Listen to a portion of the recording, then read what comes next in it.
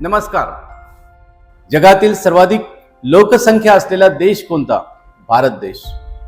ही लोकसंख्या आपली कमकुवतपणा का आपली ताकद? आपल्यावरची लायबिलिटी का आपली ॲसेट? ही लोकशक्ती का आपल्याला घेऊन बुडणारी जत्रा? हे ठरवण्याचं काळ आता आलेली आहे. माझं मत असं आहे की लोकशक्ती ही आपली सगळ्यात मोठी ॲसेट आहे. आपण जगातले सगळ्यात पॉप्युलिस्ट अधिक लोकसंख्या असलेले देश आहोत आणि त्यामुळं एका दृष्टिकोनातून आपण जगात नंबर 1 वर आहोत. GDPच्या बाबतीत आपण 4-5व्या नंबरवर नेहमी असतो. 5व्या नंबरला आता गेलो आहोत, पण कधी कधी 4थ्या नंबरला येऊ आणि लवकरच पहिल्या 3घात येऊ ह्याविषयी माझ्या मनात शंका नाही.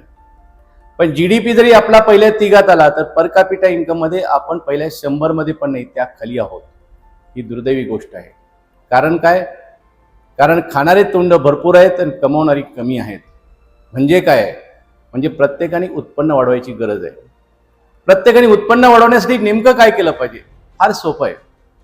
जे उत्पन्न करत नाहीत त्या तरुणांना मोटिवेट करून उत्पन्न वाढवणाऱ्या तरुणांकडे नेलं पाहिजे.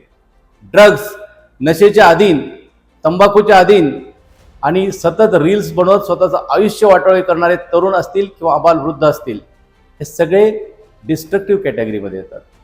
आणि शेतात राबणारे, फॅक्टरीमध्ये काम करणारे, IT इंजिनियर्स म्हणून जगभर फिरणारे हे इंजिनियर्स एक कॅटेगरीत येतात की जे आपल्या देशाला मजबूत करतात.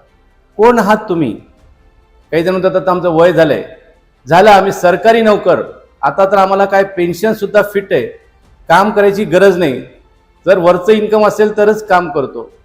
ही सगळी देश बुडवणारी आणि देशासाठी लायबिलिटी असलेली मंडळी आहे.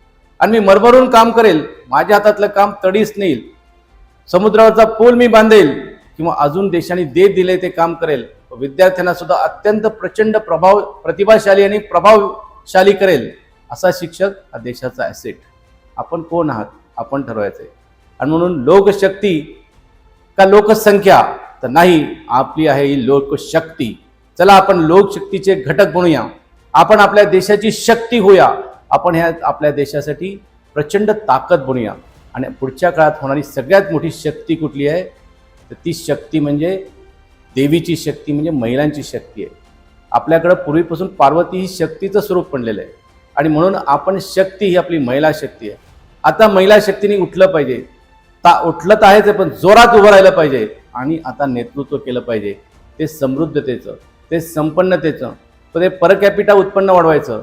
आणि जे असे विकलांग, मानसिकदृष्ट्या विकलांग, नशेच्या अधीन गेलेले, क्रिमिनलायझेशनच्या आधी गेलेले, चुकीच्या गोष्टीच्या अधीन गेलेले, त्या लोकांचा नायनाट कायमचा केला पाहिजे. आपला देश जेव्हा समृद्ध होईल तर जगात नंबर 1 झाल्याशिवाय राहणार नाही. आणि हे करण्याची ताकद कोणाचं आहे? तर लोकशक्तीत आहे. तुम्ही लोकशक्तीचे पार्ट व्हा, लोकसंख्येचा पार्ट नको. धन्यवाद. नमस्कार.